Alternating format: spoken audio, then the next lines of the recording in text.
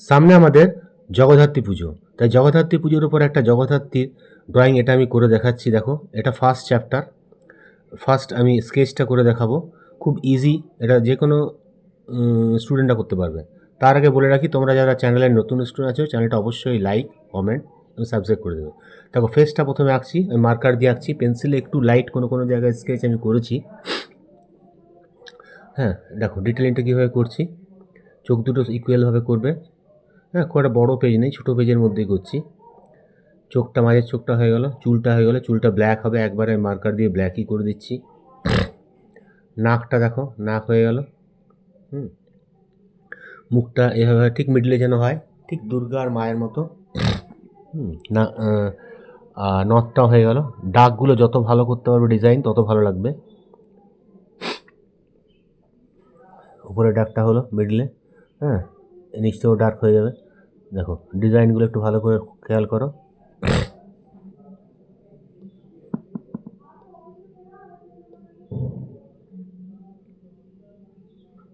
ডাকগুলো যেন দুদিকে যেন ইকুয়াল হয়, হ্যাঁ, একই রকম যেন হয়। একদিকে যা করবে আরেক দিকে যেন তাই হয়, তাহলে জিনিসটা সিমিলার হলে ভালো লাগবে। আর কাজগুলো যত সূক্ষ্ম সূক্ষ্ম করবে তত ভালো লাগবে। তাই জিনিসটা আরও বড় হলে আরও ডিটেলিং করা যেত। তাই মার্কার পেনটা বড় বা মোটা, খুব বেশি কাজ করা যাবে না, হালকার মধ্যেই করছি, যাতে তোমরাও তাহলে করতে পারবে আর ড্রয়িংটাও ইজি হবে। দেখো, এদিকে একটু করছি, ওদিকে একটু করছি, এইভাবে দুটো সাইড একসঙ্গে করে যাচ্ছি। মুখটা দেখো আমাদের হয়ে গেল। মুখের নিচে আবার ডিজাইনটা করতে হবে, উপরে সাইডে সাইডে একটু ডিজাইন দিয়ে দাও। কানের দুলটা করে দিলে, এখানেও একটু ডিজাইন করে দিলে গোলাটা, ব্যাস মুখের পোর্শন শেষ। এবার হাতগুলো করতে হবে, সাইডে একটু, এখানে কানের সাইডগুলো করে দিলাম, ঠিক একদম অবিকল দুর্গার ফেসের মতো।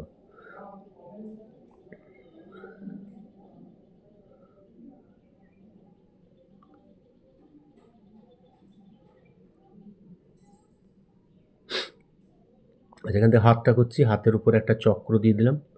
আচ্ছা, হাতটা এখান থেকে আস্তে আস্তে নিচের দিকে আসছে।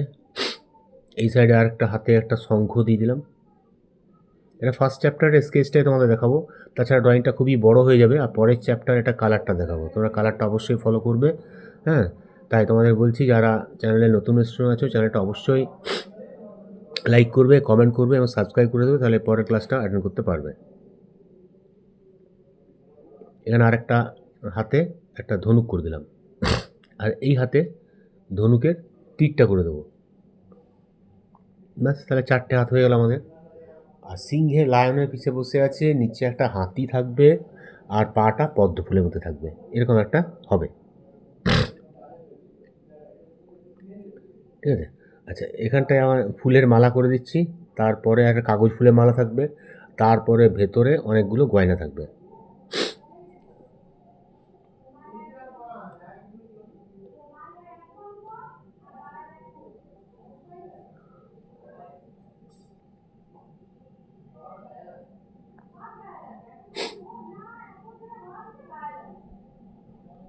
হয়ে গেলো ভেতরের ডিজাইনটা।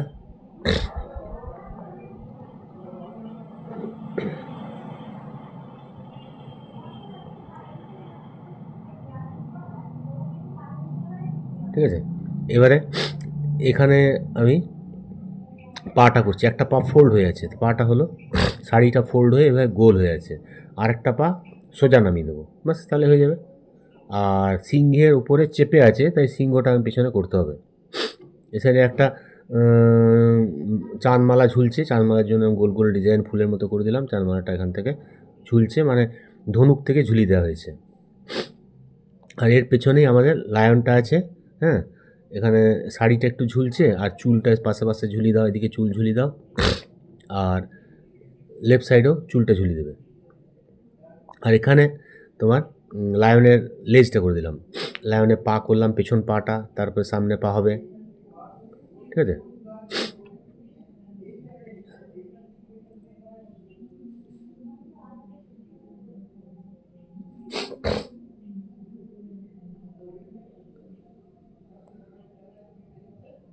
ঠিক আছে।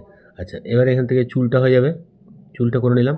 তারপর এখানে সিংহের মুখটা করছি, সিংহের মুখটা দেখো হাঁ করে আছে, হ্যাঁ, চোখটা একদম ছোটো ছোটো, মানে হাঁ করে আছে, মুখটা তুলে আছে, আর চুলগুলো সাইডে পাতার মতো করে করে বার করে দাও, তাহলে এই চুলটা আমাদের হয়ে যাবে।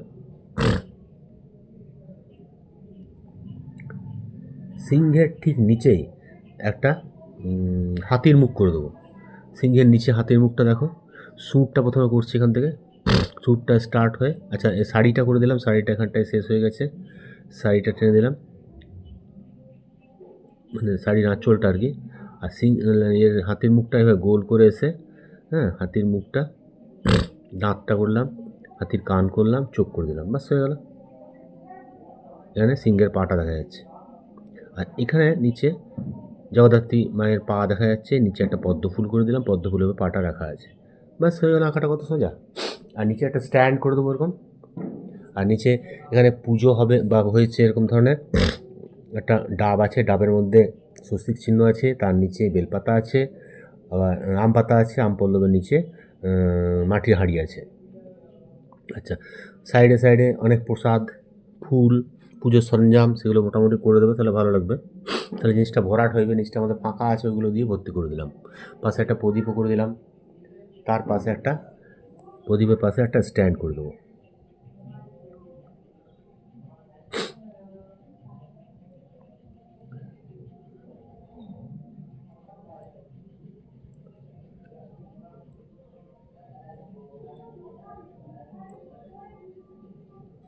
ঠিক আছে, স্কেল দিয়ে টেনে দিতে পারো, এটা আমি স্কেচ পেন দিয়ে টেনে দিলাম, মার্কার দিয়ে অতটা ডিপ হচ্ছে না, সরু মার্কার তো, স্কেচ পেন দিয়ে এটা টেনে দিলাম, স্ট্যান্ডটা করে দিলাম।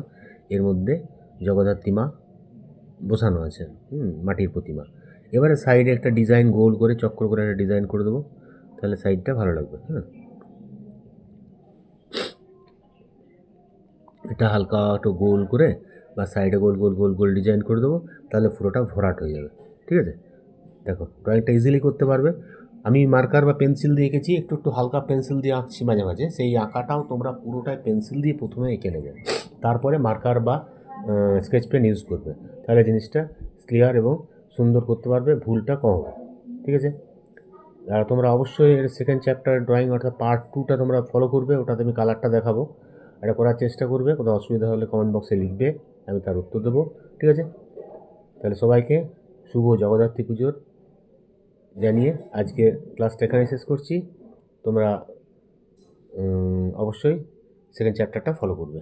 বাই বাই, তোমরা সবাই ভালো থেকো।